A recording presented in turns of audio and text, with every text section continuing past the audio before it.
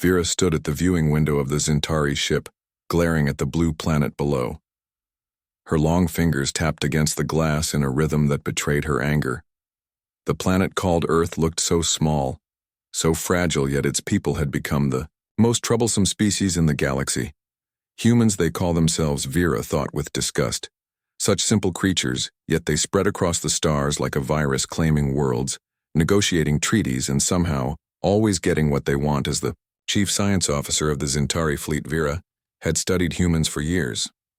Their biology was unimpressive, their lifespan short, their senses limited compared to her species.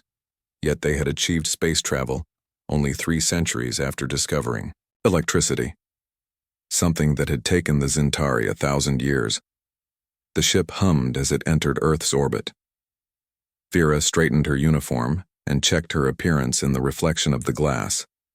Her skin glowed a deep blue, showing her displeasure. Her 4 eyes blinked in sequence as she composed herself. She must remain professional despite her feelings. "Commander Vera," the ship captain called from behind her. "We will dock at the human space station in 20 minutes.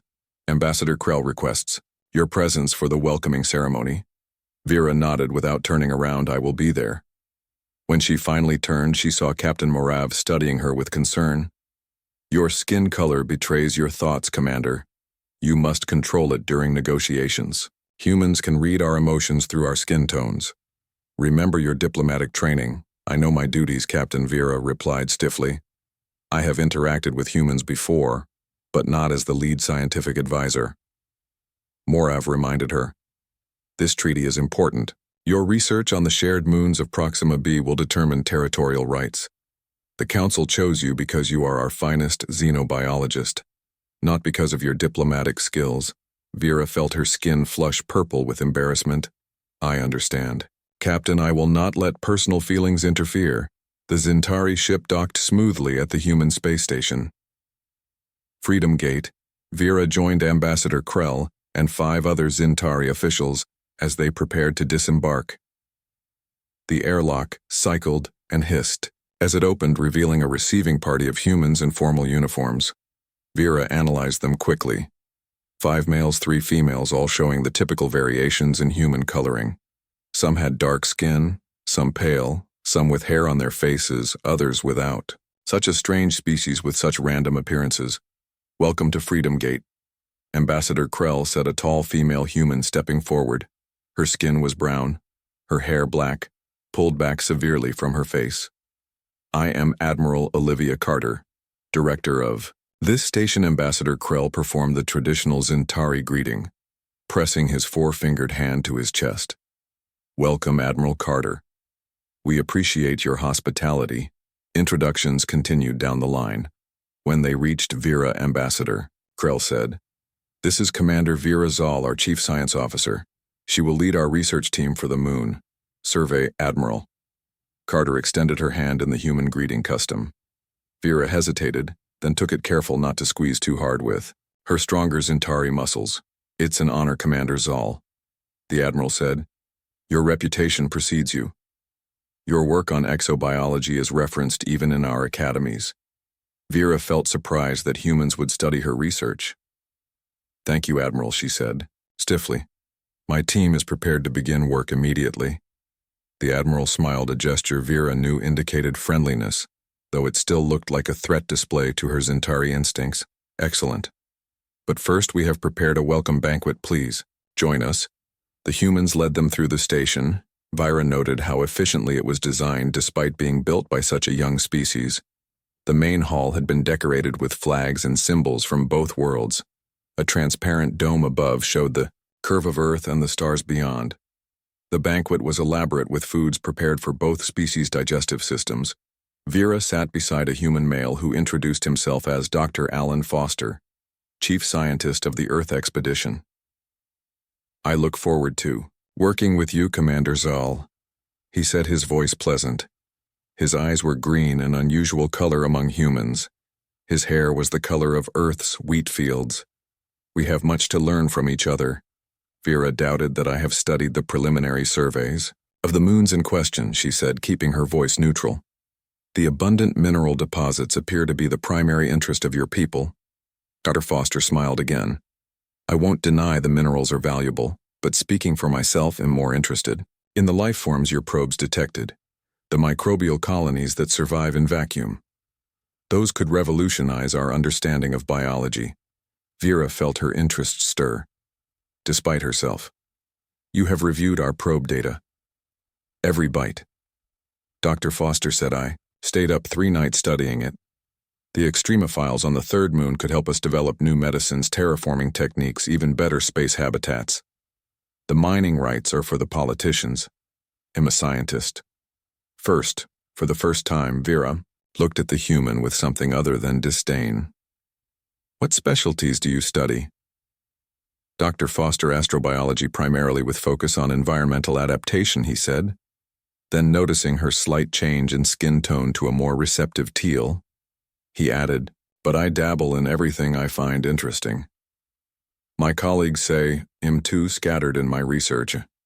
Vera almost smiled, an expression not natural to her species, but one she'd learned for diplomatic purposes. Perhaps you simply see connections. Others. Miss Dr. Foster raised his glass. In my experience, Commander, the best scientists do. The evening continued with speeches and formal exchanges. Vera found herself seated with the human science team as they discussed the upcoming expedition. Dr. Foster's enthusiasm seemed genuine. His questions were thoughtful, showing real understanding of Zintari research methods. When the banquet ended, Admiral Carter announced, the expedition ships will depart in 3 days. Commander Zoll, your team will share the research vessel Horizon with our science division. Dr. Foster will show you the ship tomorrow and help integrate your equipment back in her private quarters on the Zintari vessel. Vera reviewed the personnel files of the human science team. Dr. Allen Foster had an impressive record for a human, multiple discoveries, several patents, even a theory on interspecies genetic compatibility that had earned recognition from the Galactic Science Council. Interesting, Vera murmured as her skin shifted to a thoughtful green. Perhaps this mission would not be as frustrating as she had feared. Not all humans were the same, it seemed. This Dr. Foster might actually be worth talking to. She closed the files and gazed out at the Earth, turning slowly below. Tomorrow would bring the first real test, working directly with humans on their ship, setting up joint research protocols, sharing data. The very thought would have disgusted her a day ago. Now she felt something unexpected. Curiosity. The research vessel Horizon was smaller than Vera expected, but impressively equipped. Her team of 5 Zintari scientists followed her as Dr. Foster led them through the ship, showing them laboratories, storage facilities, and crew quarters. The human scientists watched them with poorly concealed curiosity. This will be your primary lab, Dr. Foster said. Opening doors to a large room filled with equipment, we modified it based on Zintari specifications. Ambassador Krell sent. We adjusted the gravity, lighting, and humidity to your comfort levels. Vera inspected the room, noting the effort that had been made. Her skin shifted slightly to a lighter blue. The gesture is appreciated, Dr. Foster. Please call me Alan, he said with a friendly gesture. We will be working together for 3 months after all. Vera did not respond to this familiarity. Instead, she asked, where will your team work? Alan pointed to an adjoining lab through transparent doors. Right next door. We can work separately, but share results easily. The connecting doors can be closed for experiments requiring isolation or different atmospheric conditions. The Zintari team began unpacking their equipment, specialized instruments for analyzing the unique mineral compositions and life forms on the moons they would survey. Vera noticed the humans had already loaded their own equipment, carefully labeled and organized. Lieutenant Mira, one of Vera's team, approached her commander. The calibration systems are compatible with human technology. They have used our specifications correctly. Vera nodded, surprised again by human competence. They learned quickly as her team worked. Vera found herself observing Dr. Foster. He moved efficiently, directing his team with clear instructions, answering questions. Patiently, the humans respected him, that was obvious. Yet he lacked the rigid authority of a Zintari commander. His leadership style was more collaborative. By evening ship time, both teams had set up their equipment. The Horizon detached from the space station and began its journey to the Proxima B system. The trip would take 2 weeks using the jump drive. Vera was in the lab, late checking final calibrations when Alan entered carrying 2 containers. Commander Zal, he said, I thought you might want to try some tea. It's a human beverage. Calming helps with sleep.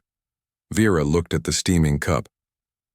Our medical officer approved a list of compatible substances. Tea was among them. Alan placed 1 cup on her workstation. I drink it every night. Helps me. Think the ship will jump tomorrow. Thought you might want something to settle your system before the transition. Vera cautiously took the cup. The liquid was brown with a pleasant aroma. She tasted it, finding the flavor complex and soothing. Thank you, she said formally. Alan sat at a nearby station sipping his own tea. Tomorrow, we'll start planning the survey routes. The third moon has the most interesting biosignatures. What do you hope to find there? Vera considered the question. The microbial colonies living in vacuum conditions are unknown in our biological catalog. Their survival mechanisms could advance our understanding of life itself. Alan nodded enthusiastically. Exactly. My theory is they use the mineral deposits somehow converting radiation to energy. If we can understand that process, for the next hour they discussed scientific possibilities. Vera found herself engaged in the conversation. The human had interesting ideas, some naive but others surprisingly insightful. His enthusiasm was different from the calculated ambition of Zintari scientists. He seemed to love discovery for its own sake. The ship jumped the next day, the familiar disorientation affecting everyone. Vera noticed the humans suffered more severe symptoms. Some became ill. Alan included. She found him in the medical bay receiving treatment. The ship doctor, a human woman named Lily Chen, explained. Humans always have stronger reactions to jump sickness. Dr. Foster gets it worse than most, but insists on making every expedition. Vera looked at Alan lying pale on the medical bed with monitoring devices attached. Why not send someone else? Dr. Chen smiled. He says the discovery is worth the suffering. Always been that way since academy days. Vera returned to her duties but found herself thinking about Alan. His dedication seemed irrational yet somehow admirable. The Zintari would simply assign someone less susceptible to jump sickness. Efficiency was paramount. 2 days later, Alan returned to duty, looking tired but eager to work. The planning sessions began, both teams sharing information about the 3 moons they would survey. Vera led the discussions, presenting Zintari findings, while Alan contributed human perspectives. The largest moon, designated PM3, had the richest mineral deposits. PM2 showed evidence of ancient water flows. PM1, the smallest, had the vacuum-dwelling microbes that interested both science teams. We should begin with PM3. Ambassador Krell announced during a communication briefing. The mining potential must be assessed first. Vera saw Alan's disappointment, though he said nothing. In private after the meeting, he approached her. Commander, may I speak freely? You may, she said, curious. The microbes on PM1 are time-sensitive. Their reproductive cycle, according to your probe, data coincides with the moon's position relative to the star. The optimal observation window begins in 6 days. If we start with PM3, we will miss it. Vera had noted this as well, but diplomatic protocols placed economic interests first. I am aware, Dr. Foster. But the ambassador's directives. Alan ran a hand through his hair, frustrated. Did you see the spectral analysis of the microbes? Their molecular structure could be revolutionary, completely unlike any known carbon-based life form.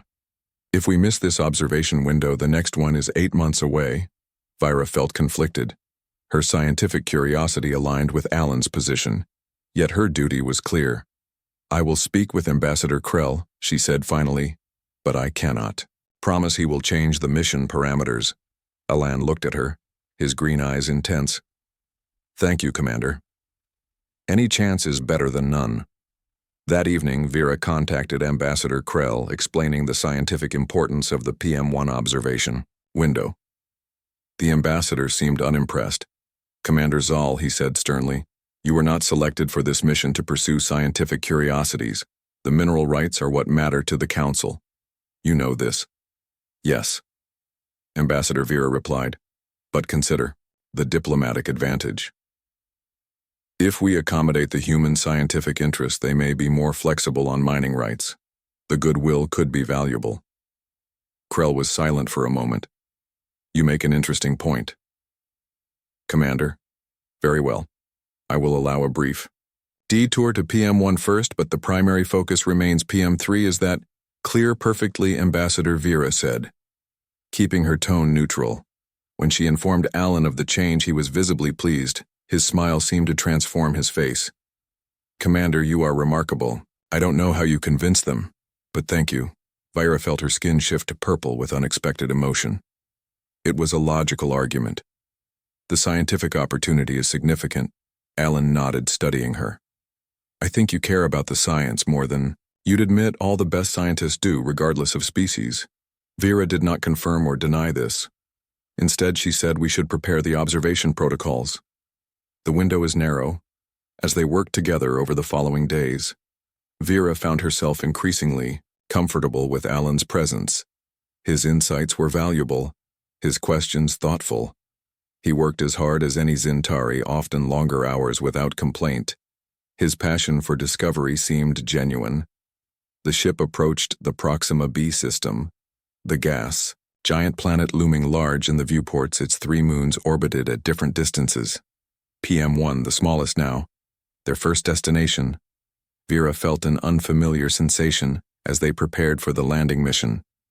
Excitement, not just for the discovery, but for sharing it with someone who truly understood its significance, even if that someone was human. The landing craft separated from the horizon, carrying the science team to PM1. Vera, Alan, and 2 specialists from each species crowded into the small vessel. The humans seemed excited, chatting among themselves, while the Zintari remained silent. Focused on the mission, Vera checked the atmospheric readings as they descended. "There is no atmosphere as expected," she reported. "Landing in 3 minutes. Prepare your environmental suits." The moon below was barren gray rock, pitted with craters. Alan studied the surface readings. "It looks completely lifeless, yet the microbes thrive here. Incredible." The craft touched down with a slight bump, anchoring itself to the surface with magnetic clamps. The teams donned their environmental suits. Zintari suits were more advanced, providing better protection and mobility. Alan looked at them with undisguised admiration. "Your suit technology is remarkable," he said as they prepared to exit. "Much more flexible than ours." Vera helped him adjust his oxygen settings. "You should upgrade your equipment. The human suits are bulky and inefficient." He laughed. "I wish we could, but some technologies your people keep to yourselves." Trade restrictions. Vera had never considered how the Zintari protectionism might affect scientific work. The airlock cycled and they stepped onto the surface of PM1. The landscape was stark, beautiful in its desolation. The gas giant Proxima B filled half the sky, its swirling storms visible even from this distance. According to probe data, the microbes should be concentrated in those ridges. Vera pointed to a series of elevated formations about half a kilometer away. "We need samples from multiple sites." The team moved across the surface in slow, bouncing steps. The low gravity made movement easier but required careful control. Alan kept pace with Vera as they led the way. "Have you been on many expeditions, Commander?" he asked through the comm system. 17, Vera replied. "This is my 8th to a non-atmospheric world." "And you, Dr. Foster, 23 expeditions, but this is my first outside our solar system," Alan said. There was excitement in his voice. "We dreamed of meeting other species for centuries. Actually working together like this, it's what I hoped for when I joined the space program." Vera was curious. "Why did you become a scientist?" Alan was quiet for a moment. "My parents were farmers in a place called Iowa. I used to lie in the fields at night looking at the stars, wondering what was out there. I built my first telescope when I was 10 years later, when we made first contact with the Galactic Council. I knew I wanted to study the universe and all its life forms. What about you? My path was chosen based on aptitude testing. Vira said the Zintari select. Careers based on genetic predisposition and cognitive strengths. I showed exceptional ability in biological sciences. Alan seemed surprised. You had no choice. Choice is inefficient, Vera replied. But I find satisfaction in my work. The universe follows. Patterns, I enjoy discovering them. They reached the ridge formation and began setting up equipment. The specialized collection devices would gather samples without contamination. Each team had their own protocols but worked in coordination. Vera calibrated a scanner while Alan prepared sample containers. Together they identified the first collection site, a small crater where the scanner showed high concentrations of the microbes. Careful, Vera warned as Alan positioned the collection tube. These organisms may be more fragile than they appear. The collection proceeded smoothly. Samples gathered from 12 different locations across the ridge. The microbes were invisible to the naked eye, but the scanners showed them clustering around certain mineral formations as if feeding on them. Back in the landing craft, Alan examined the preliminary readings. These are unlike anything in our database, he said excitedly. They seem to extract energy directly from the minerals using the solar radiation as a catalyst. It's a completely new metabolic process. Vira's own analysis showed similar results. The microbes had evolved to survive in hard vacuum using radiation that would kill most organisms. Their cellular structure was unlike anything in the Zintari biological catalog. We should compare our readings once we return to the ship, Vera suggested. Perhaps our different analytical approaches will yield complementary insights. Alan smiled behind his helmet visor. I was hoping you'd say that two perspectives are better than one. When they returned to the horizon, both teams immediately began analyzing their samples. The connection between the labs remained open, scientists moving between workstations, sharing data and observations. Vera found herself working closely with Alan, their expertise complementing each other. After 3 days of continuous analysis, Alan came to Vera with excitement visible on his face. Commander, I need to show you something. In his lab, he displayed a holographic model of the microbes' cellular structure. Look at the molecular bonds. The organism creates temporary quantum entanglements between atoms to transfer energy. It's how they survive the radiation. Vira studied the model. Her skin shifted to bright blue with scientific excitement. This is unprecedented. The implications for energy transfer technology. If we can replicate this process, Alan continued, we could revolutionize energy production across the galaxy. Create systems that lose almost no energy during transfer. For the next week, they worked almost without rest, developing a comprehensive analysis of the microbes. Their teams followed their lead, Zintari and humans collaborating with increasing ease. Vera noticed the change even in herself. She no longer felt irritation. When humans asked questions instead, she appreciated their different perspectives. Ambassador Krell contacted her after receiving their preliminary report. These findings are significant, Commander, he admitted. But we must proceed to PM3, the mineral. Survey cannot be delayed further. Vera acknowledged the order but felt disappointment. They had only begun to understand the microbes. Something Alan noticed. You're troubled, he said when they were alone in the lab.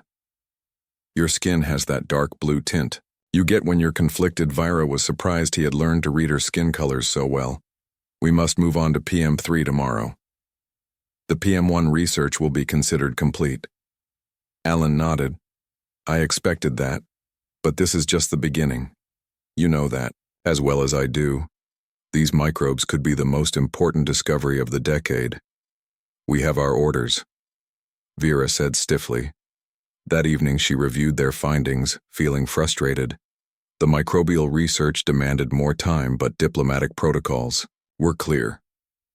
The mineral rights were the priority, not scientific discovery. Alan found her in the observation lounge staring out at PM1, now growing smaller as the ship repositioned toward PM3. May I join you? He asked. Vira nodded. He sat beside her, both of them watching the stars in silence for a moment. I have a proposal, Alan said. Finally, what if we continue the research privately? While the teams focus on the PM3 survey, we could use our off-duty hours to analyze the PM1 samples we've already collected. Enough data to continue. It would be irregular, Vera said. But not explicitly forbidden, Alan smiled. Sometimes the most important discoveries happen outside official parameters. Vera considered this. The idea appealed to her scientific instincts. Very well, Dr. Foster. We will continue unofficially. They established a routine over the following weeks while their teams conducted the mineral surveys of PM3. They worked during off hours on the microbe research. Alan often brought food to their late night sessions, teaching Vera about human cuisine compatible with her biology. She found some of it surprisingly pleasing. During one such session, Alan asked about her homeworld. She had never discussed it with a human before. Zintari Prime is mostly ocean, she found herself saying. Our cities float on the water or rise from the seabed. The gravity is stronger than Earth, which is why we are built more densely. The sky is purple, not blue, and we have 3 moons. It sounds beautiful, Alan said. I hope to see it someday. Vera looked at him surprised. Would you want to visit Zintari? Prime Alan nodded enthusiastically. I'd love to see other worlds, experience different cultures. That's why I became an explorer. To learn to understand. I believe the more we know about each other, the better our species can coexist. Vera had never considered humans might want to understand Zintari culture, not just exploit resources or gain technological advantages. She had assumed humans were only interested in expansion and acquisition. But Alan's curiosity seemed genuine. His respect for her knowledge and culture was evident in every interaction as they worked together. Analyzing the microbes, Vera found herself sharing more about Zintari society. In turn, she learned about Earth, its diverse ecosystems and cultures. Alan told stories about growing up on a farm, about human traditions and beliefs. Some seemed primitive, but others held wisdom she hadn't expected. Their research progressed. They discovered the microbes could be cultivated in a laboratory environment under specific conditions. Their energy transfer mechanism could potentially be adapted for technological applications. The implications were enormous when Ambassador Krell requested an update on the PM3 survey. Vera included a brief mention of their continued PM1 research. The ambassador was displeased, Commander. This unauthorized research must cease, he ordered. You are exceeding your mission parameters. Vera felt her skin darken with anger. Ambassador, with respect, this discovery could benefit both our species. The applications for energy technology alone. The Council's priorities are clear. Krell interrupted. Complete the mineral survey. That is your assignment. After the communication ended, Alan found Vera in the lab, her skin almost black with suppressed emotion. What happened, he asked. I want to continue the research, Vera said, the words feeling strange on her tongue. This discovery is too important to abandon. Alan smiled with obvious relief. I was hoping you'd say that. But what about Ambassador Krell? Vera considered her options. I will complete the mineral survey as ordered. That is my official duty. But what I do during my personal time is not specified in my orders. Alan laughed softly. Commander Zal, I think you're developing a rebellious streak. Vera felt her skin flush. Purple, is that inappropriate? Not at all, Alan said. It's refreshing to question authority when necessary, is how science advances on Earth. Many of our greatest discoveries came from scientists who refused to stop asking questions. They continued their work in secret, using personal time and resources. Lieutenant Mira from Vera's team joined them, quietly supporting their research without official recognition. Dr. Chen, the human medical officer, also contributed, analyzing the potential medical applications of the microbe's energy transfer mechanism. 2 weeks later, as the Horizon orbited PM3, completing the mineral survey, the ship's alarms blared. Vera was in the main lab when Captain Morav contacted her. Commander Zal, report to the bridge immediately, he ordered. We have an emergency situation. Vera hurried to the bridge, finding both human and Zintari officers gathered around display screens. The atmosphere was tense. Captain Morav nodded to her as she entered. Commander, we have detected a severe radiation storm approaching from the Proxima star. It appears to be heading directly toward PM3. The mining team on the surface must be evacuated immediately. Vira looked at the data. The storm was massive, far stronger than normal solar activity. We'll prepare the science team to assist with evacuation. Alan was already organizing his team when she returned to the lab. The radiation levels are off the charts, he said, looking worried. The storm will hit in approximately 2 hours.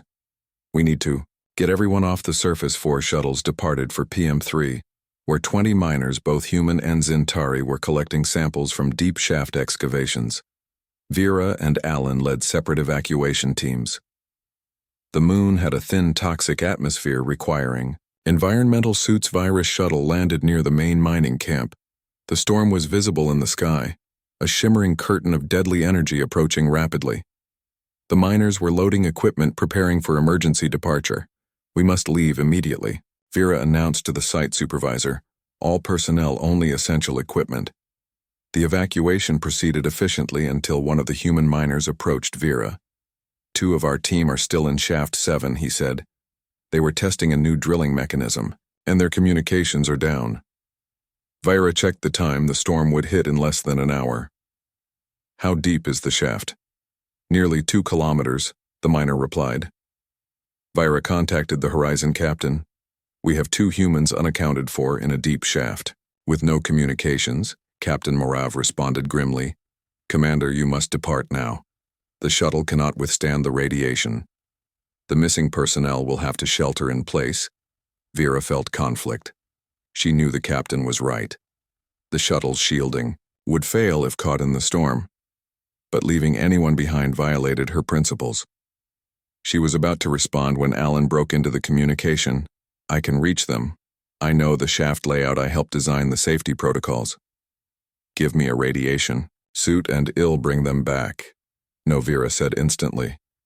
The risk is too great. Alan looked at her, his expression determined. These are my people, Commander. I won't leave them. Before she could stop him, Alan had commandeered a surface vehicle and was heading toward Shaft 7. Vera made a split-second decision. Captain Morav, she said, I am going after Dr. Foster. Launch the shuttles with everyone else. I will take responsibility. Commander, the captain began. I will return before the storm hits. Vera cut the communication. She took another vehicle and followed Alan's dust trail. Her Zintari physiology could withstand radiation better than humans. She had a better chance of succeeding. She caught up to Alan at the shaft entrance. He was already preparing to descend. Commander, he said, surprised. You should be on the shuttle, as should you, Dr. Foster, she replied. I am better equipped to survive radiation exposure. My body can repair cellular damage more efficiently. Alan shook his head. These are my colleagues. They trust me. I know this drill system. If something has gone wrong, then we go together. Vera said, no room for argument in her tone. But we must hurry. They descended in the lift cage, dropping rapidly into darkness. The shaft walls glowed with embedded lights illuminating their way. The lift stopped at level 7, nearly 2 kilometers below the surface. The mining tunnel stretched ahead, equipment scattered where it had been abandoned. Alan checked a scanner. 2 life signs, 300 meters, ahead in the test chamber. They moved quickly through the tunnel, finding 2 human miners trapped behind a collapsed section. Both were injured, one severely. The drilling mechanism had malfunctioned, causing a partial cave. Invera helped Alan clear debris, her stronger Zintari muscles making the work faster. Together they freed the miners. One could walk with assistance, but the other needed to be carried. As they headed back to the lift, Alan checked the time. The storm's approaching faster than predicted, he said, looking at his scanner. We have 30 minutes at most. They reached the lift, Vera carrying the unconscious miner, while Alan helped the other. The cage began its ascent, moving too slowly for Vira's comfort. The ship's scanner showed the radiation front advancing rapidly. When they reached the surface, the sky had changed color. The radiation storm cast an eerie purple glow. The mining camp was deserted, all shuttles gone, except one. Alan rushed the injured miners toward it, while Vera prepared the launch sequence. The radiation will hit in 9 minutes, Alan said as they secured the miners. The shuttle's shielding will fail if we're not in orbit by then. Vira initiated the launch sequence. The engines roared to life, and the shuttle, lifted off the storm front, was visible behind them, a wall of deadly energy racing across the moon's surface. The shuttle shuddered, climbing too slowly. We're not going to outrun it. Alan said, his voice calm despite the situation. The engines are straining. Against the increased atmospheric turbulence, Vira made a decision. Programming emergency boost, she said, redirecting power from life support to engines. We will have 12 minutes of air. That should be sufficient. The shuttle lurched forward, gaining speed, but the storm was faster. Radiation warnings flashed across the control panel. The outer hull was beginning to be affected. Vera looked at Alan, seated beside her, operating the navigation systems. He was focused, calm in the face of danger. She felt something unfamiliar, a deep concern for his safety. The radiation will penetrate the cabin soon, she said. Our suits will provide minimal protection, but your human physiology. I know, Alan said softly. Too much exposure and he'll suffer radiation, sickness. But those miners needed us.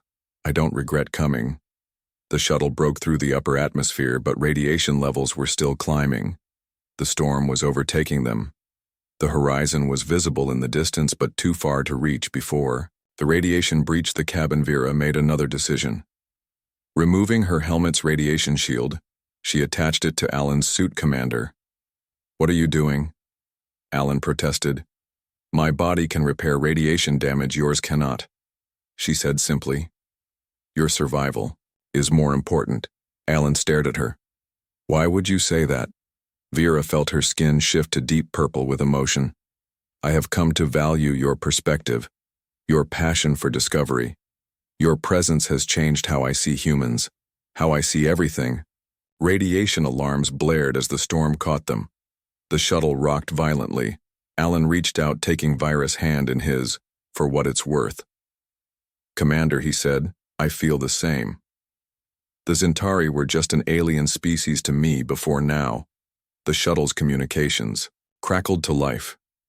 Captain Morav and the Horizon were transmitting emergency tractor beam engaged, hold position. A blue energy field surrounded the shuttle, pulling it rapidly toward the larger ship. Within minutes, they were inside the Horizon's shield, perimeter safe from the storm. The shuttle docked with a metallic clang. Medical teams rushed in. Taking the injured miners, Dr. Chen scanned Alan and Vera. We need to treat you both for radiation exposure, she said. How long were you exposed? Approximately 3 minutes, Vera replied. Alan received minimal exposure due to additional shielding, but Alan interrupted. We both need treatment, Doctor. Please take care of Commander Zal first. Her action saved all of us. Later in the medical bay, Vera was recovering from radiation treatment. Alan sat beside her bed. His face showed concern. Your skin color has been fluctuating. Is that normal? Vera felt embarrassed. It indicates emotional instability. An uncommon condition among Zentari. Alan smiled gently. Not instability, evolution. Perhaps you're just experiencing emotions your people typically suppress. Ambassador Krell entered the medical bay. His expression severe. Commander Zal, he said, you disobeyed direct orders, risked a diplomatic incident, and nearly died. What do you have to say for yourself? Vera met his gaze. I fulfilled my duty to the mission, Ambassador. The miners were essential personnel with valuable knowledge of the mineral deposits. Their loss would have been significant. Krell studied her. Your reports will require significant editing to explain this incident. Captain Morav joined them. Actually, Ambassador, I believe Commander Zal's actions merit commendation, not censure. She demonstrated exceptional judgment under pressure. The human delegation has already expressed their gratitude. Her actions have improved diplomatic relations. Alan nodded. Commander Zal showed us the best of Zentari character, courage, intelligence, and 6 months after the Proxima B mission, Vera stood before the Galactic Science Council. Her research on the vacuum-dwelling microbes had garnered attention across multiple species. The implications for energy technology were revolutionary. The council chamber was filled with representatives from 12 species, including humans. Vera recognized Admiral Carter in the Earth delegation. Ambassador Krell sat with the Zintari representatives, his expression unreadable. Distinguished council members, Vera began. This discovery represents unprecedented cooperation between Zintari and human scientists. The microbe's energy transfer mechanism works through quantum entanglement, allowing nearly perfect efficiency. She presented the data showing how the HFY organisms survived in vacuum by extracting energy from minerals and radiation, a process that could be adapted for technology, with applications ranging from starship engines to planetary power grids. This discovery could benefit all council species. Vera continued. We propose a joint development program shared equally between participating worlds. Questions came from all sides, technical and political. The Delvian representative, a crystalline being, asked about manufacturing challenges. The Nor questioned resource requirements. Vera answered each query with confidence, her months of research providing thorough understanding. When the formal presentation ended, the council moved to private deliberations. Vera joined Alan, who had been watching. From the gallery, his presence gave her strength, though she would never admit this openly. You were brilliant, he said, smiling. The quantum entanglement explanation was perfect. Even the Delvians were impressed, and they practically invented quantum mechanics. Vera felt her skin shift to purple with pleasure. The council's decision will determine everything. If they approve joint development, no single species can claim exclusive rights. The technology will benefit all. They waited together in the antechamber. Alan told stories about Earth, trying to distract her from worry. He had visited Zintari Prime twice now, learning their language and customs, just as Vera had studied human ways. Neither of them fit neatly into their societies anymore. Their shared work had changed them. Both Ambassador Krell approached them. Commander Zal, the council requests your presence. They have reached a decision. Vera returned to the chamber, standing tall before the assembled representatives. The council leader, a Nor named Vash, spoke first. Commander Zal, your research presents an opportunity unlike any in recent memory. The council has voted unanimously to approve the joint development program with open sharing of technology between all participating species. This is a historic moment. Relief and pride filled Vera. She had succeeded not just scientifically but diplomatically. The technology would improve countless lives across the galaxy. There is more. Vash continued. In recognition of this breakthrough, we are establishing an interspecies scientific exchange, the first of its kind dedicated to collaborative research between all council races. Commander Zal, the council offers you the position of director. You have demonstrated both the scientific brilliance and diplomatic skill required. Vera was stunned. The position would be prestigious, powerful, and unprecedented. No Zintari had ever led a multi-species institution. Ambassador Krell stood. I must consult with the Zintari High Council before Commander Zal can accept such a position. The human representative, Admiral Carter, stood as well. Earth would be honored to participate in this exchange. We believe Commander Zal and Dr. Foster have shown what can be achieved when species work together, rather than in competition. After the council session, Vera found Alan waiting. We did it, he said, embracing her, a human gesture she had come to appreciate. The technology will be shared, but Ambassador Krell does not support my appointment, Vera said, her skin darkening with concern. The Zintari High Council values control. They will not want me in a position where I cannot be directed. Alan took her hands. You don't have to accept. But consider this. You could change how our species interact. Create something new. Something better. That evening, Vera walked alone through the council building's garden. The artificial environment mimicked a Zintari forest with luminescent plants and flowing water. Her thoughts were conflicted. Her duty to the Zintari had always guided her decisions, but now other considerations weighed equally in her mind. Ambassador Krell found her there.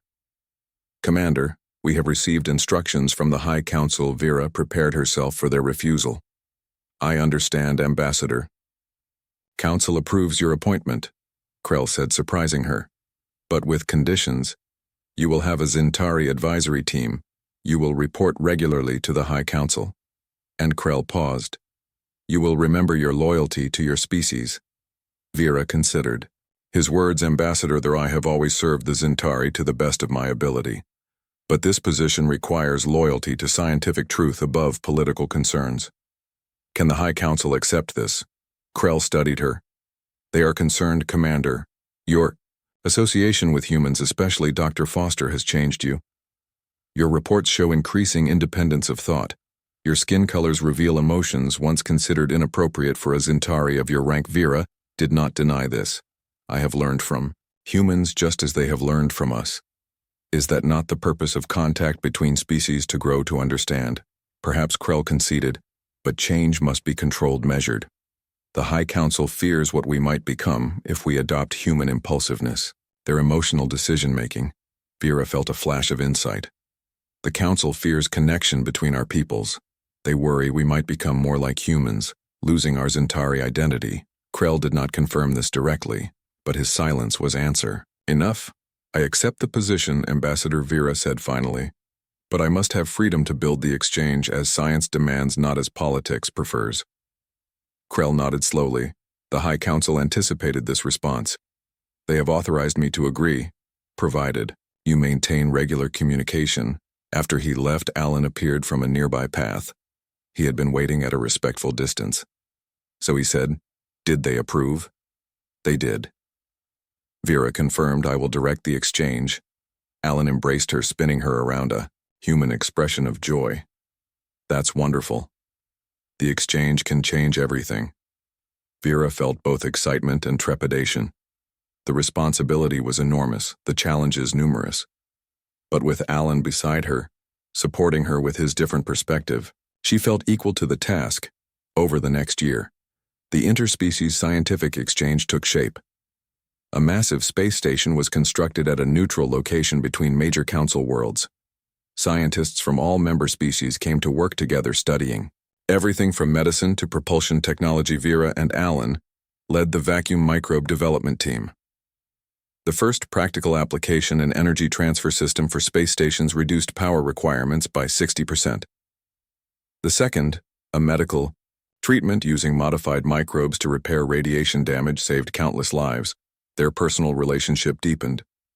Alan spent most of his time on the exchange station learning Zintari culture and language. Vera visited Earth, experiencing its diverse environments and peoples. They were bridges between worlds, neither fully belonging to their original cultures anymore, but creating something new together. Not everyone approved.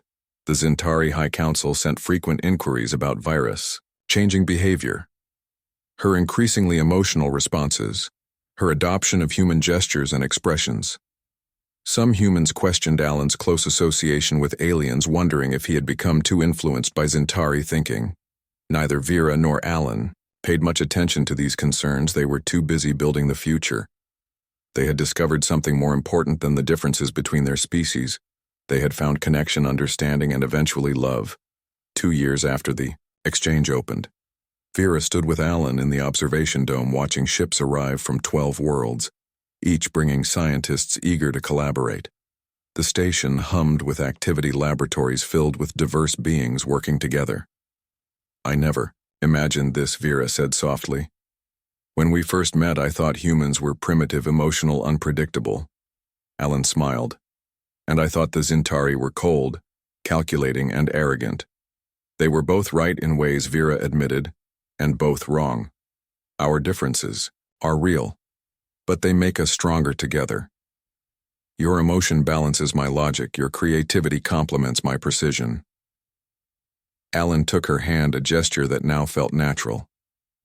Between us we created this, he said, looking at the bustling station, a place where species learn from each other, where differences are strengths, not barriers. Vera felt her skin shift to bright blue with happiness and purpose.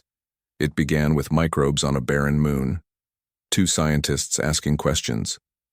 What started as scientific curiosity became something far more important. Alan looked at her, his green eyes warm with emotion. I have something to ask you. He seemed uncharacteristically nervous. A Zintari binding ceremony and a human marriage are different traditions, but they share a purpose to join lives together. Vera felt her skin ripple with surprise and joy. Are you proposing a joining? Alan nodded. On Earth, when two people love each other, they often make a formal commitment. I love you, Vera. I want to build a life with you. Creating something new together as we have with the exchange. Something that honors both our traditions, but becomes uniquely ours. Vera considered how far she had come from the commander who had despised humans to the woman standing before this man. Now her journey had changed everything: her beliefs, her future, her heart. Yes, she said simply. Both ceremonies, both traditions. A new beginning.